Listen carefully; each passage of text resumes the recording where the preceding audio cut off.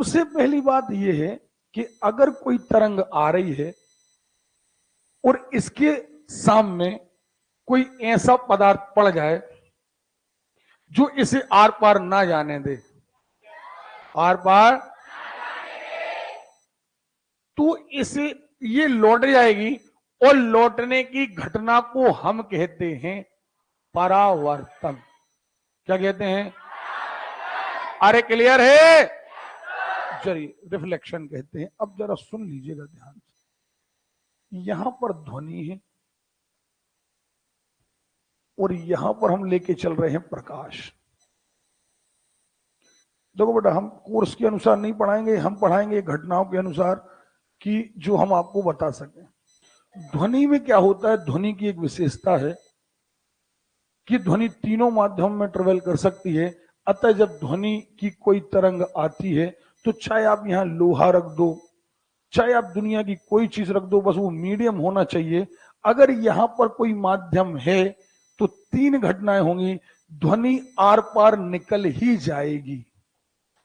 क्यों? क्योंकि अगर उस तरफ लोहा भी है तो वो लोहा में ट्रेवल कर जाएगी, अगर उस तरफ पानी है तो वो पानी में ट्रेवल कर जाएगी, और उस तरफ एयर है तो वो एयर में ट्रेवल कर जाएगी।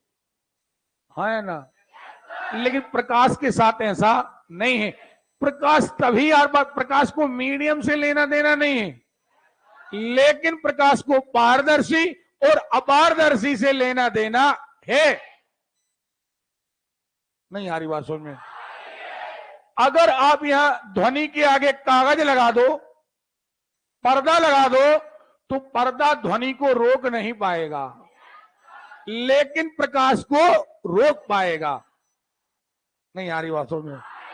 दोनों में ये अंतर है, दोनों तरंगे हैं, लेकिन ये हर माध्यम में चली जाएगी। इसे माध्यम से मतलब नहीं है, लेकिन इसे पारदर्शी और अपारदर्शी से मतलब है। अगर आपने यहां कोई चमकदार वस्तु रख दी तो प्रकाश यहीं से वापस चला जाएगा। इसे अमकदार चमकदार से लेना देना नहीं है, बस इसे तो मीडियम चाहिए, मीडियम है। लेकिन होगा क्या, सारी ध्वनि नहीं जाएगी उस तरफ। ध्वनि क्या करेगी, कुछ मात्रा इसकी चली जाएगी आगे, कुछ मात्रा यहीं पर सोख ली जाएगी, कुछ मात्रा रिवर्स आ जाएगी। हाँ या ना? अरे क्लियर है? और कुछ मात्रा जो छिड़ेगी वो ऐसे मुड़ करके चली जाएगी। नहीं आ रही बात समझ में? जितनी मात्रा वो रिवर्स आएगी उसे हम कहेंगे परावर्तन। क्या कहेंगे? ये हो गया ध्वनि का परावर्तन। क्या हो गया? अरे क्लियर है? जो आर पार निकल गई ये ध्वनि का हो गया अपवर्तन। क्या हो गया? अरे क्लियर है? क्या हो गया? और ये जो मुड़ने की घटना है ये हो गया विवर्तन। अब सुनो, बहुत अच्छी बात। दो कमरा है, दो कमरे हैं, एक आदमी इस कमरे में बैठा है, एक आदमी इस कमरे में बैठा है, और ये दोनों कमरे बंद हैं।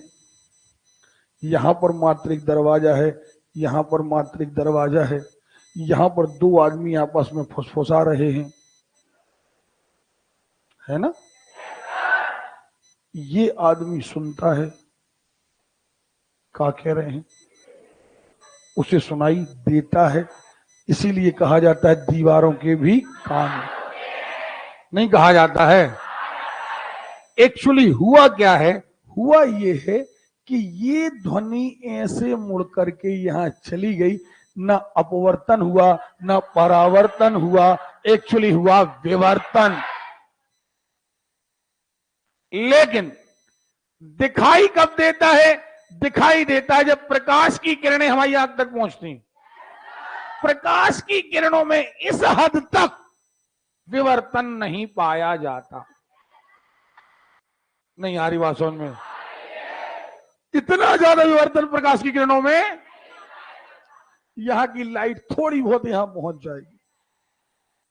इसलिए बाजू में यदि यहां पर कोई पीछे बात कर रहा है तो हमें सुनाई देगा, लेकिन दिखाई नहीं देगा। काय के कारण? विवर्तन। अब आपको बात समझ में आ गई है? अच्छा, अपवर्तन में एक घटना और होना जरूरी है, बहुत ज्यादा। जब भी कोई तरंग एक माध्यम से, चाहे वो ध्वनि की हो, चाहे वो प्रकाश की हो, या किसी की भी हो, जब वो एक माध्यम से दूसरे माध्यम में जाती है तो अपवर्तन में एक मोस्ट इंपॉर्टेंट फैक्टर है कि उसे अपने मार्ग से भटकना ही पड़ेगा। उसे अपने मार्ग से, देखिए, अगर वो ऐसी जाना थी और एक्चुअली रूट ये है, तो फिर वो ऐसी जाएगी या ऐसी जाएगी, चाहे वो ध्वनि की हो, चाहे वो प्रकाश की हो। और इस मुड़ने की घटना, इस डाइवर्ट होने की घटना, अपने मार्ग से विचलित होने की घटना को ही अपवर्तन कहते हैं। नहीं आ रही बात समझ में? इसीलिए ध्वनि तरंग भी अपवर्तन दर्शाती है, परावर्तन भी ध्वनि तरंग। हाँ या ना? क्लियर है? और विवर्तन भी ध्वनि। हमने एक बस मना किया था, ध्रुवण। क्या मना किया था? नहीं किया था, बताइए, नहीं किया था। ठीक, अब देखना जरा, ध्वनि तरंग अपवर्तन हो गया, विवर्तन हो गया, परावर्तन हो गया, सारी चीजें सबने दर्शाई, मात्र एक कौन नहीं दर्शाई? हाँ या ना? अब एक बात और, ध्वनि कभी भी, यहां से हम आवाज दे रहे हैं, आवाज, यहां तुम एक प्लेट लगा दो, तख्ती लगा दो, आप आवाज को रोक नहीं पाओगे, लेकिन प्रकाश को रोक लोगे। हम एक टार्च जला रहे, हमने एक कॉपी बीच में ले आए, तुम्हारे पास प्रकाश नहीं पहुंचेगा, क्योंकि प्रकाश में विवर्तन की घटना ज्यादा नहीं है। विवर्तन है, उतना ज्यादा नहीं है, लेकिन हम बोल रहे हैं और तुम ये कागज लगा लो सामने, तुम्हें सुनाई देगा। क्यों देगा भाई? ये आ रही ध्वनि तरंग, ये है आपका रोकने वाला तल, कि नहीं है? लेकिन तुम रोकने का प्रयास करोगे, वो यहां से निकल जाएगी, विवर्तन ज्यादा है। तो अब एक बात तय है कि यदि आप चाहते हैं, यदि आप चाहते हैं कि ध्वनि का वाकई परावर्तन हो, तो पहली बात तो यह है कि आपको ये बहुत बड़ा रखना पड़ेगा, इतना बड़ा कि इसके विवर्तन की सीमा से बड़ा हो जाए। यानी परावर्तक तल हमेशा बड़ा होना चाहिए, पहली शर्त है। अब कई बार आप चाहते हैं, आप इस कमरे में बैठे हैं, यहां पर आपको गूंज सुनाई नहीं दे रही है, लेकिन अगर आप देखेंगे कि अगर आप इसी कमरे में अकेले हॉल में अगर हम बोलें तो यही आवाज हमें बार बार सुनाई देगी। क्यों सुनाई देगी? हमारे मुंह से निकली हुई ध्वनि तरंग में एनर्जी है, आवृत्ति है, ये दीवारों से टकराएगी और टकराकर फिर कानों तक आएगी। ये तब तक हमारे कानों के काम की रहेगी जब तक ये 20 हर्ट्ज से कम की नहीं हो जाती। जब तक ये वायुमंडल में घूमती रहेगी और 20 हर्ट्ज तक के ऊपर की रहेगी, ये बार बार हमारे कानों को संवेदित करती रहेगी। हाँ या ना? क्लियर है? लेकिन अभी आप सभी यहां बैठे हैं, आपके कपड़े हैं, फर्नीचर है, सारी चीजें, इतनी सारी चीजें हैं कि हमारे मुंह से निकली हुई आवाज आप तक जाती है, आपके कपड़ों के द्वारा अवशोषित कर ली जाती है। क्योंकि मैंने अभी कहा था कि जब ध्वनि आती है तो कितनी घटनाएं होती हैं? एक, अपवर्तन, दूसरा सोख लेना, फिर परावर्तन, और फिर विवर्तन। हाँ या ना? तो अभी जो आपके कपड़े हैं बहुत ज्यादा हैं और सोख लेने के कारण हमारी जो आवृत्ति है वो 19 हर्ट्ज से कम हो जाती है, वो दोबारा हमें आवाज सुनाई नहीं दी। पक्का? अरे क्लियर है? नहीं आ रही वास्तव में? आ रही है? देखें आप, तो अब क्या होता है, अब क्या होता है कि गूंज हमें इसीलिए सुनाई देती है क्योंकि वहां पर कोई और माध्यम नहीं है। लेकिन कई बार ऐसा होता है कि आपको गूंज स्पष्ट सुनाई नहीं देती। स्पष्ट सुनाई ना देने का कारण क्या है? जो प्रतिध्वनि है, प्रतिध्वनि, प्रतिध्वनि क्या है? टकरा कर आने वाली ध्वनि को कहते हैं प्रतिध्वनि। ये स्पष्ट सुनाई हमें क्यों नहीं देती? क्योंकि हमारे कान का पर्दा, पहले एक बार आपने बोला तो पहले तो जय तरंग आ गई हमारे पास। हमने बोला क्यों, तो पहले तो डायरेक्ट वाला क्यों तुम्हारे कान तक पहुंचा, फिर एक टकराने वाला क्यों आपके कान तक, तो हो गए, दो हो गए। अब एक वाले में क्या है? पहला वाला जो है वो आपके कान में 1/10 सेकंड तक आपका पर्दा हिलता रहता है। समझ में आ रही बात? और अगर 1/10 सेकंड के पहले ही वो और आ गया तो फिर वही काउंटिंग नहीं कर पाता हमारा दिमाग, जब पहले वाली बताएं कि बाद वाली बताएं। इसलिए प्रतिध्वनि आपको स्पष्ट सुनाई।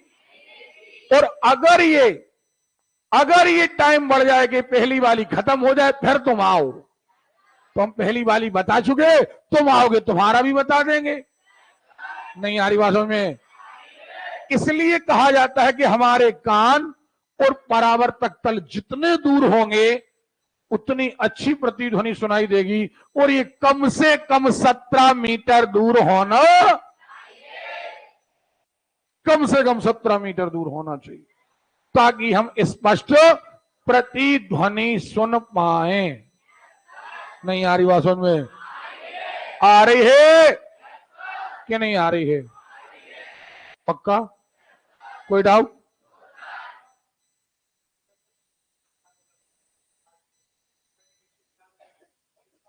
वहां प्रतिध्वनि सुनाई नहीं देती आपको।